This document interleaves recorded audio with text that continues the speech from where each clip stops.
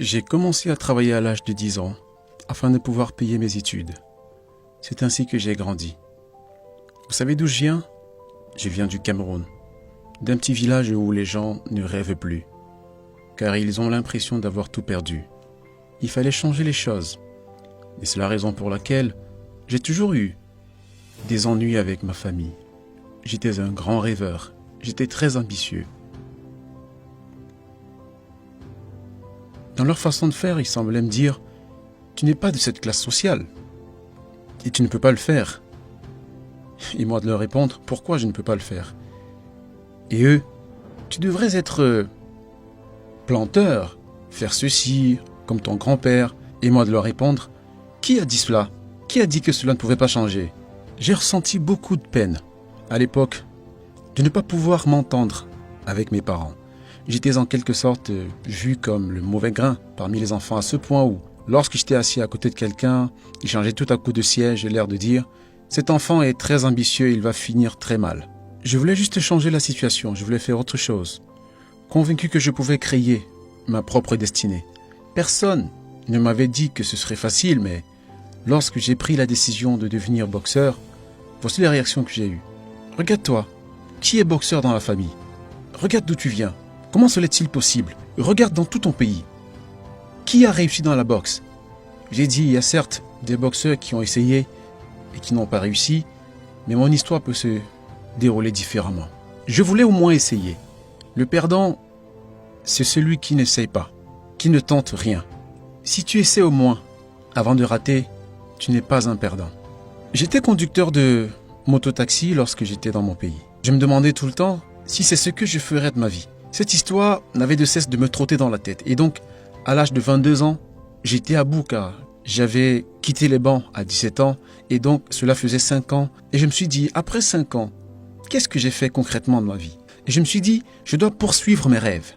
J'ai vendu cette moto et toute ma famille était en alerte. Genre, ce garçon devient complètement fou. Et défoncé, il perd totalement la tête. Il a vendu sa moto pour aller faire la boxe. C'est quoi la boxe? J'étais juste genre, je ne sais pas exactement ce que c'est que la boxe, mais je connais mes rêves. Et je vais essayer. Il n'y avait pas de garantie que je gagnerais. Il n'y en avait pas. Je ne peux pas leur en vouloir de n'avoir pas cru en moi. Ils essayaient juste d'être réalistes. Genre, contente-toi de faire ton travail et de chercher ta femme et d'avoir des enfants. Et dans ma tête, je me disais, d'avoir les enfants, n'est-ce pas? Qui auront une vie misérable comme la mienne. Qui seront moqués devant leurs amis tout le temps, comme je l'ai été. Non, pas question. Je vais essayer autre chose. Et c'est ainsi que je suis arrivé dans la boxe. J'avais 22 ans. Qu'est-ce qui t'a fait croire que tu pouvais compétir à l'UFC? Je ne connaissais pas l'UFC à l'époque. Pour être honnête, je ne connaissais pas l'UFC. J'en avais entendu parler 2 ou 3 fois à la télé. Je n'avais même pas de télé.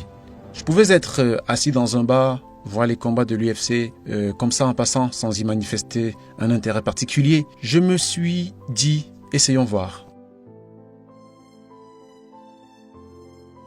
Jusqu'à ce que j'aille en France, en 2013, je suis allé aux entraînements. J'étais sans domicile, sans argent. Je venais du Maroc, où j'avais passé environ 1 an. Lorsque je suis arrivé en France, c'était ahurissant de voir les gens se plaindre. Les soins de santé étaient gratuits, la nourriture gratuite. Pour moi, c'était le paradis. J'étais sans abri à certains moments. Mais de ne pas me soucier de quoi manger ou d'avoir peur de tomber malade, je passais sans doute l'un des merveilleux moments de ma vie. Et les gens qui me voyaient me disaient « Tu es sans abri, qu'est-ce que ça doit être difficile ?» Et moi, je leur répondais « Ne vous en faites pas, je vais bien. » Je cherchais un endroit pour m'entraîner. Je suis donc allé voir les gens. Je leur ai dit que je voulais m'entraîner pour devenir champion du monde.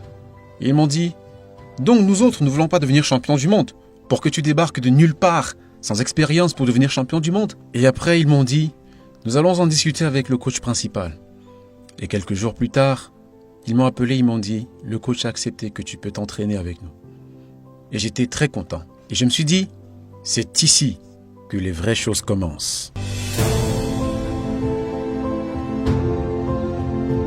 J'avais donc 27 ans et je suis allé aux entraînements et j'ai commencé la boxe. On m'a dit « Si tu veux gagner rapidement ta vie et sortir de ta situation, tu dois aller au MMA. » J'ai répondu « Mais c'est quoi le MMA ?»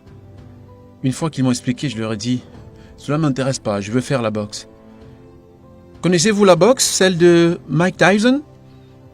Je choisirais plutôt celle-là. Mais quelques semaines plus tard, je suis allé au MMA Factory. Ils m'ont dit la même chose. Tu dois aller au MMA. Et puisque c'était leur spécialité, je me suis résolu à le faire. Je pratiquais en même temps la boxe et le MMA. 2 mois plus tard, on m'a dit qu'il y avait un combat et que je pouvais y participer. Et j'ai dit, d'accord, voyons ce que ça donne. J'ai gagné le premier combat, mais j'ai perdu le deuxième. J'ai voulu abandonner en me disant, c'est bon, c'est fait avec l'expérience du MMA.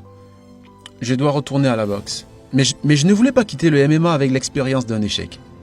Ça aurait sonné comme un aveu d'impuissance. Et au prochain combat, j'ai gagné. Et c'était mon premier cachet de 2000 €.